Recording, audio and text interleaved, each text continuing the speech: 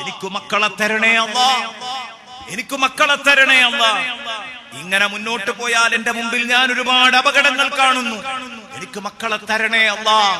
ബഹുമാനപ്പെട്ട സക്കരിയ നബി അലൈഹിസ്സലാം, സൂറത്ത് മറിയമിന്റെ ആദ്യത്തെ പേജ് എടുത്തു നോക്കാം.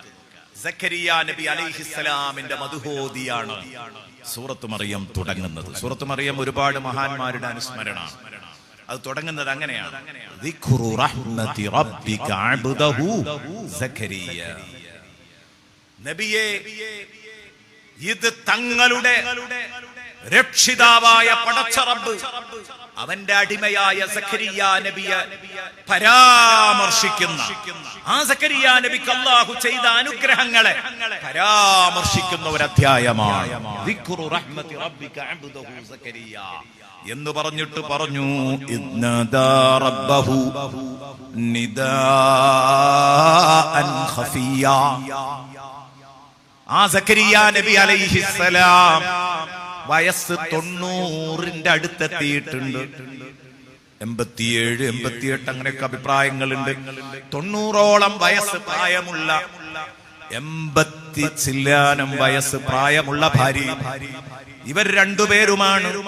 ദാമ്പത്യ ജീവിതം ഇപ്പോഴും മുന്നോട്ട് പോകുമ്പോ മഹാനവറുകൾ അവിടെയും പ്രാർത്ഥിക്കുകയാണ്. കണ്ടോ, അതുവരെ മക്കളെ കൊടുക്കാഞ്ഞിട്ടും സക്കരിയ നബി നിരാശനായിട്ടില്ല. മക്കളില്ലാത്ത ആണുങ്ങളും പെണ്ണുങ്ങളും എന്റെ ശബ്ദം കേൾക്കുന്നുണ്ടെങ്കിൽ സമാധാനിച്ചോ. സക്കരിയ നബി അലൈഹിസ്സലാം ഇദ്നാദാ റബ്ബഹു, സക്കരിയ നബി തന്റെ രക്ഷിതാവിനെ വിളിച്ചു. നിദാഅൻ ഖഫിയ, വളരെ സ്വകാര്യമായ ഒരു വിളി, ആരും അറിയാതെ റബ്ബും സക്കരിയ നബിയും മാത്രമേ അറിയുന്നുള്ളൂ. ഒറ്റക്ക് നട്ടപ്പാതിര നേരത്ത് അല്ലാഹുവിനെ വിളിച്ചിട്ട് പറയാണ്, ഖാല റബ്ബി ഇന്നി വഹനൽ അദ്മു മിന്നി.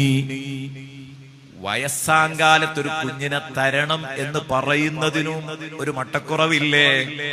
അവിടെയാണ് സക്കരിയ നബിയുടെ പ്രാർത്ഥന ശ്രദ്ധേയമാകുന്നത്. ഖാല, സക്കരിയ നബി പറയാണ്, റബ്ബി എന്റെ നാഥാ, ഇന്നി വഹനൽ അദ്മു മിന്നി, എന്റെ എല്ലുകൾക്കൊക്കെ ബലക്ഷയം വന്നിരിക്കുന്നു. കണ്ടോ, ബലക്ഷയം വന്നിരിക്കുന്നു.